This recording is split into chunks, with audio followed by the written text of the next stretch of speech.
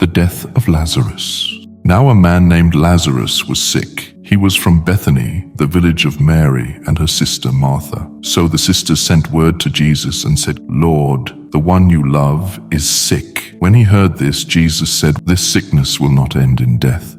No, it is for God's glory, so that God's Son may be glorified through it." So when he heard that Lazarus was sick, he stayed where he was 2 more days. And then he said to his disciples, "Let us go back to Judea." "But Rabbi," they said, "a short while ago the Jews there tried to stone you, and yet you are going back?"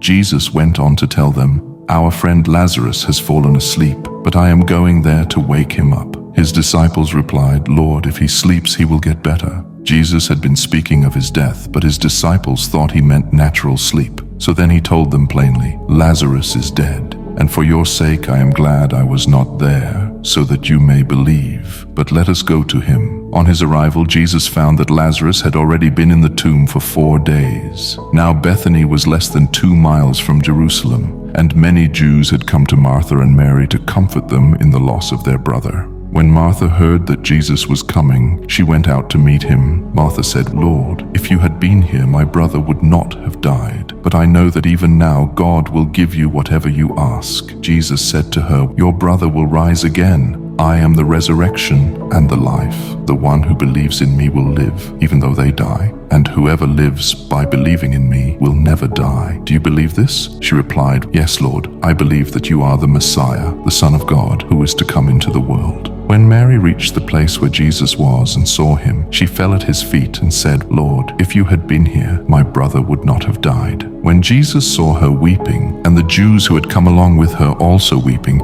he was deeply moved in spirit and troubled. "Where have you laid him?" "Come and see, Lord," they replied. Jesus wept. Then the Jews said, "See how he loved him." But some of them said, "Could not he who opened the eyes of the blind man have kept this man from dying?" Jesus, once more deeply moved, came to the tomb. It was a cave with a stone laid across the entrance. "Take away the stone," he said. "But Lord," said Martha with confusion, "by this time there is a bad odor, for he has been there 4 days." Then Jesus said, "Did I not tell you that if you believe, you will see the glory of God?" So they took away the stone. Then Jesus looked up and said, "Father, I thank you that you have heard me. I knew that you always hear me, but I said this for the benefit of the people standing here, that they may believe that you sent me." When he had said this, Jesus called in a loud voice, "Lazarus, come out!" The dead man came out, his hands and feet wrapped with strips of linen and a cloth around his face. Jesus said to them, "Take off the grave clothes and let him go."